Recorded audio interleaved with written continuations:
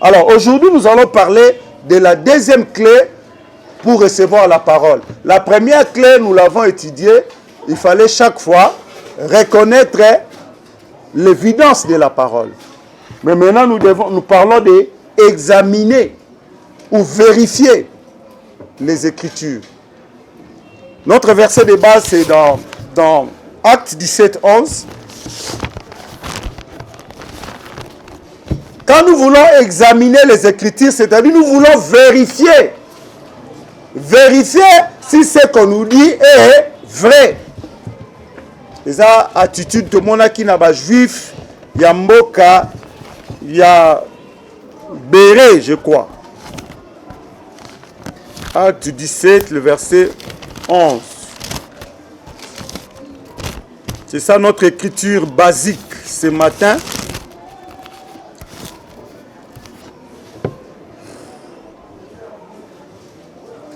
Quand Dieu vous donne sa puissance, il s'attend à ce que vous puissiez l'utiliser à bon escient pour vous-même, pour votre famille, pour la communauté et pour votre société.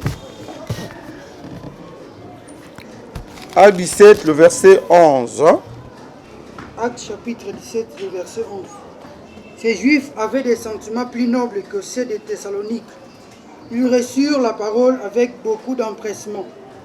Et ils examinaient chaque jour les Écritures pour voir si ce qu'on leur disait était exact. Très bien, merci. Ces Juifs, on parle des Juifs de Bérée, qui avaient des sentiments plus nobles que les Juifs de la Thessalonique. Quels sont ces sentiments nobles? Ils examinaient quand? Chaque jour. Ils examinaient quoi? Ils examinaient quand il y a permis les Écritures. Quelles Écritures? Les Écritures saintes. Pour voir si ce qu'on leur disait était exact. Voilà. C'est ça notre sous-thème. Examiner les Écritures. Il faut examiner ce qui est solo. Vous devez aller dans les Écritures. Premièrement, pour voir si ce qu'on vous dit est exact. S'il faut maintenant prolonger, extrapoler, pour voir aussi si le comportement de ceux-là qui vous donnent la parole est correct. Les agissements. Parce que on peut nous juger par notre comportement. Bateau basambelaka. Oh, mais comment ils prennent l'alcool? C'est une question, non? Bateau basambelaka. Pourquoi ils disent que Jésus-Christ n'est pas Dieu? Bateau basambelaka. Mais pourquoi ils ne font pas des veillées, de jeûnes et prières? Jeûne et prière. Ce que Tanguy faisait 6-10. Bah, appelez ça arme spirituelle. Vous m'ont dit jeûne na katikuna. Il y a aussi les jeûnes. Parmi les 7 armes spirituelles, jeûne les anakat. Alors, mais pourquoi on veut imposer les enfants de Dieu et comment le rôle à rythme? Et les gens qui jeûnent régulièrement, ils veulent en faire un objet d'orgueil. On dit qu'on a jeûne et prière. Ok, c'est bien. Pourquoi nous, on ne refuse pas. Vous êtes convaincus. Selon conviction et puis selon sa foi.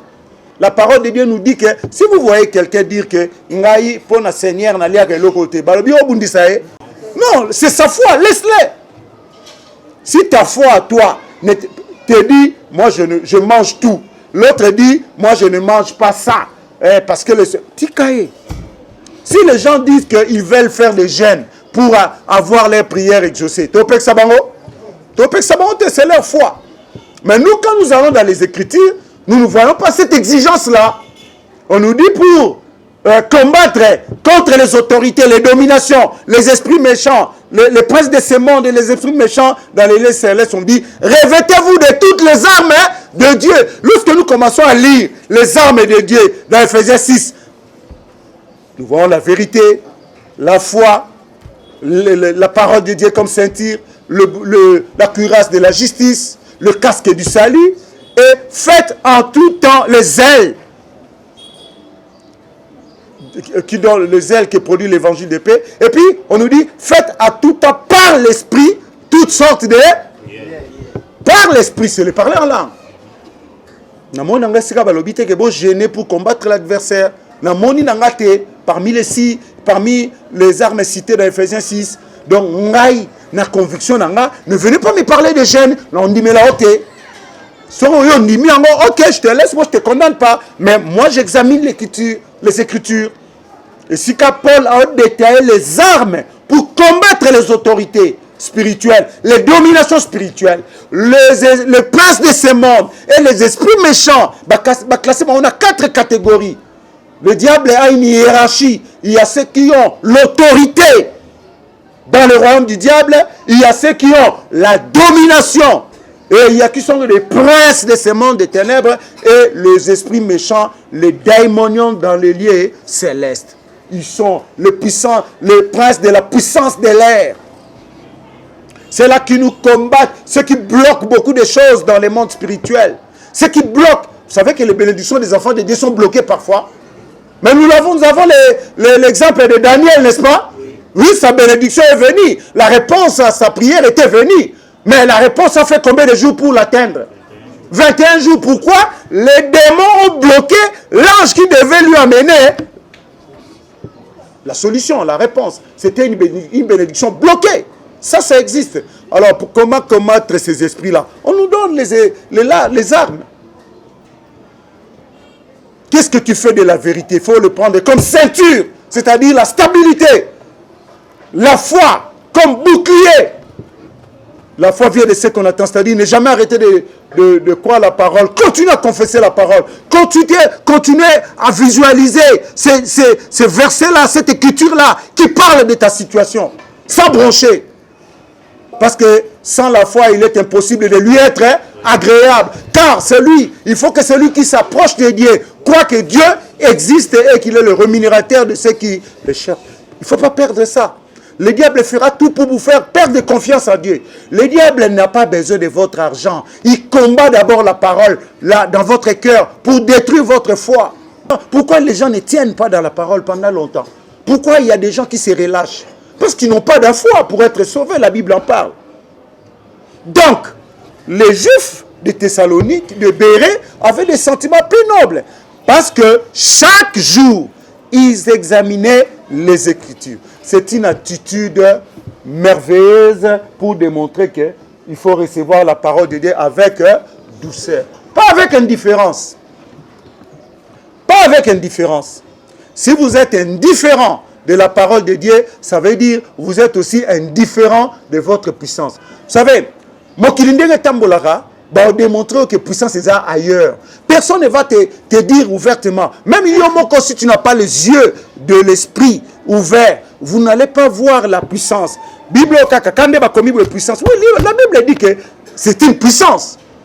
Quand Dieu dit que la parole est une puissance, la parole est quoi? C'est une puissance. Sur le moment Namisala, pratiquer verset on a. Voilà. Et c'est ça, ce qui fait la différence entre les enfants de Dieu. Mais autant les 4 endroits où la parole de Dieu a été semée par le semeur. Il y en a une partie de la semence est tombée où? Le long du chemin, les oiseaux du ciel sont venus et l'ont mangé. Une autre partie tomba sur les rocs, les pierres. Il poussa mais il manque de racines et il sécha. La troisième partie est tombée parmi les épines. Ils étaient étouffés. Et le fruit n'est pas venu à maturité. Et ils ont collamé et ils et la bonne partie, la semence qui est tombée sur la 4e partie, sur la bonne terre. Et ça a poussé, et une étape a produit 30, l'autre 60 et une autre 100. Voilà. Qu'est-ce que tu as déjà produit dans ta vie par la parole de Dieu? Mboumani no sobota. Nzamba ozela obotele mboumani. Olongi batuboni na simana yo. C'est ce qui est déterminant. Qu'est-ce que tu as amené? Si tu as amené ta famille, que Dieu soit loué, est-ce que ça s'arrête là? Il faut aller plus loin. Déjà, sur Obemi, Libota, Naona et Lubanzambe, au Salimalam, mais que ceux qui ont raté, le monde ne s'arrête pas à ta famille. Les extrémités de la terre, ce n'est pas seulement ta famille. Donc, alors, pour examiner la parole, très important, des attitudes très importantes à avoir dans le cœur. Premièrement, 2 Pierre 1,20. 2 Pierre 1,20. Ce sont des attitudes importantes lorsque nous voulons examiner la parole de Dieu. Sachant tout d'abord, vous-même, qu'aucune prophétie de l'Écriture ne peut être un objet d'interprétation particulière. Voilà. Et là, Kaliboso, sachant tout d'abord, quantièmement, premièrement, n'est-ce pas? Tout d'abord, sachant tout d'abord, ça veut dire premièrement. Tout d'abord veut dire premièrement. Sachant premièrement. Voilà, tant que vous examiner l'écriture. Et là, Kaliboso, il faut tchana mutuna yo, selon 2 Pierre, chapitre 1, le verset 20. Sachant tout d'abord, qui? Vous-même. Yo, ozo qui examiner l'écriture. Yo, moko fo, et là, Kaliboso, faut y baquer. C'est, zanini. Qu'aucune prophétie de l'écriture ne peut être un objet d'interprétation particulière. Pourquoi? L'explication c'est au verset 21. Car ce n'est pas par une volonté d'homme qu'une prophétie a jamais été apportée, mais c'est poussé par le Saint-Esprit que des hommes ont parlé de la part de... Voilà. Les écritures que vous examinez là, ce ne sont pas les écritures d'un homme, mais c'est poussé par le Saint-Esprit que les hommes ont parlé de la part de Dieu. C'est pour cela, aucune prophétie de l'écriture, aucune prophétie, une prophétie, toute parole de Dieu est une prophétie. C'est un message. Toute parole de Dieu, c'est une prophétie. Un verset biblique, c'est une prophétie. Les hommes comme Mikolo, prophète moko babimi bakomi na lolendo parce que bazokosa kosaba na nzambe, ils racontent n'importe quoi. Nous ne parlons pas de ces gens-là. Nous parlons de la prophétie qui est l'écriture. Ce qui est écrit dans la parole, c'est une prophétie. Donc, aucune prophétie de l'écriture ne peut être l'objet d'interprétation comment? Eza ya yote.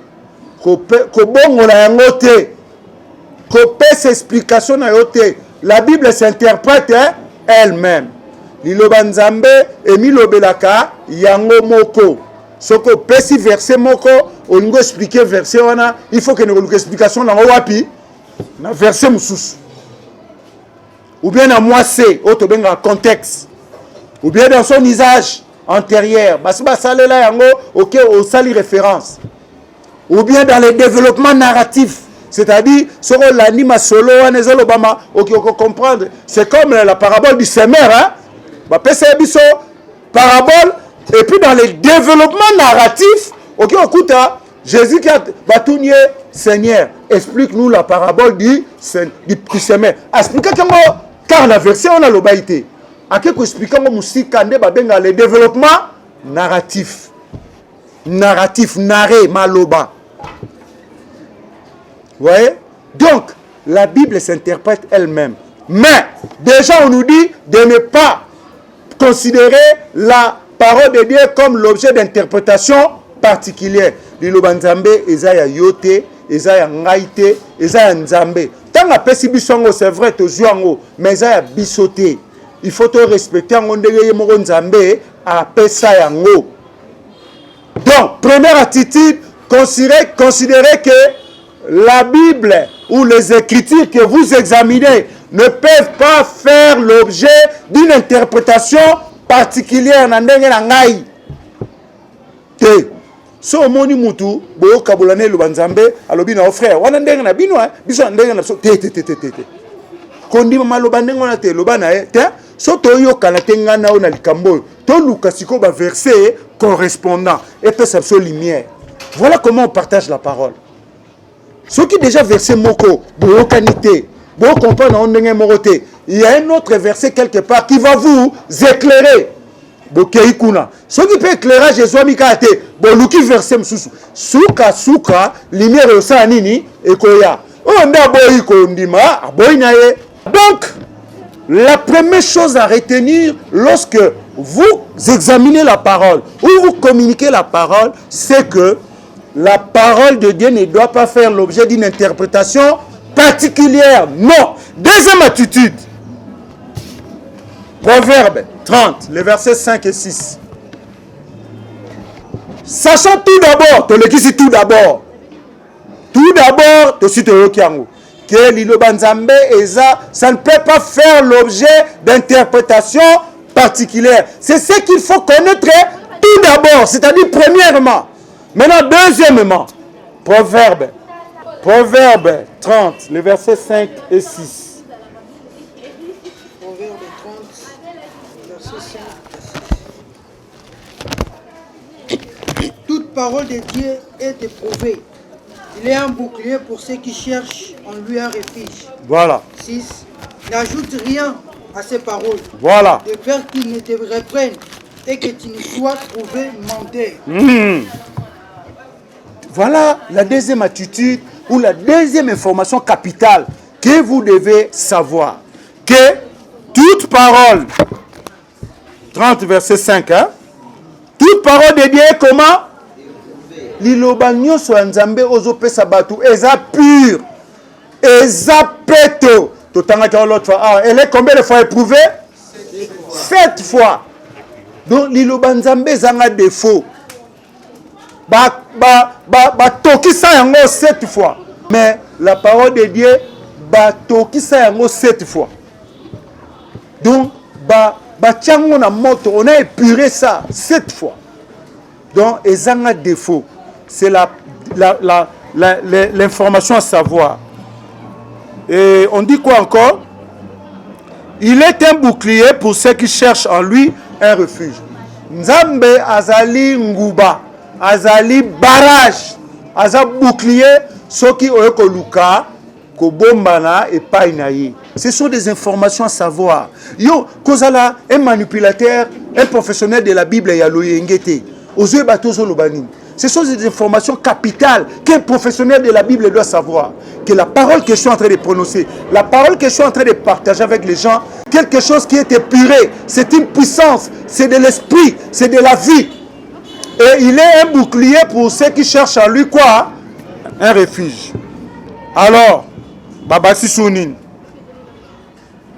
n'ajoute rien à ces paroles. Ah, Kobakisa eloko te loba onzambe a lobi.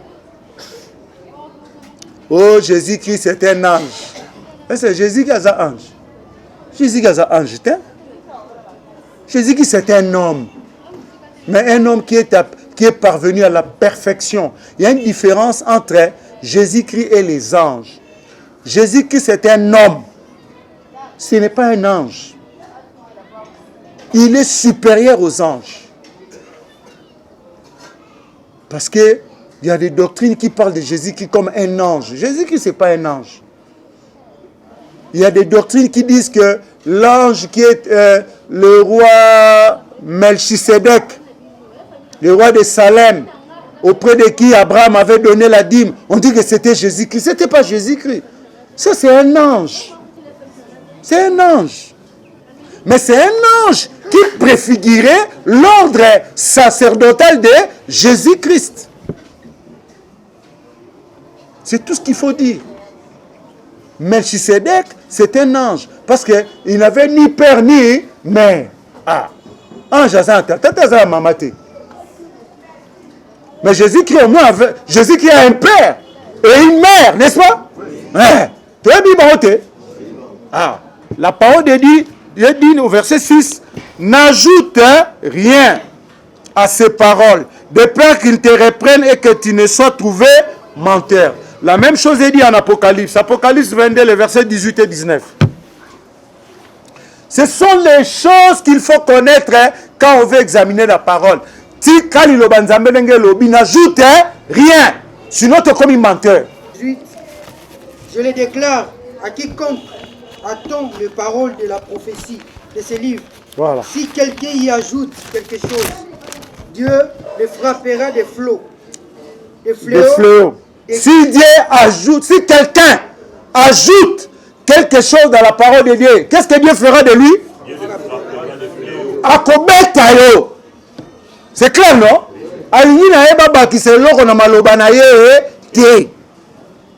Les gens qui ajoutent des choses dans la parole, la Bible dit ils seront comment? Ah. Allez-y, frère. Si quelqu'un y ajoute quelque chose, Dieu le frappera des fléaux, décrits dans ses livres. 19. Et si quelqu'un retranche quelque chose des paroles du livre de cette prophétie, Dieu retranchera sa part de l'arbre de la vie et de la ville sainte, décrit dans ses livres. Ce que bakisi nzamba frappé o. Ce pour longoli na yo nzamba kokai ko pesa yé pas ça nini. Vous voyez comment Dieu veille sur sa parole, hein? Il n'aime pas qu'on puisse rajouter, il n'aime pas non plus qu'on puisse retrancher. Tika liloba nzambe ndenge ezali. Quand vous examinez les Écritures, contentez-vous de ce que Dieu a dit. Si tu ne sais pas l'expliquer, demande les explications à ceux qui sont plus mûrs que toi.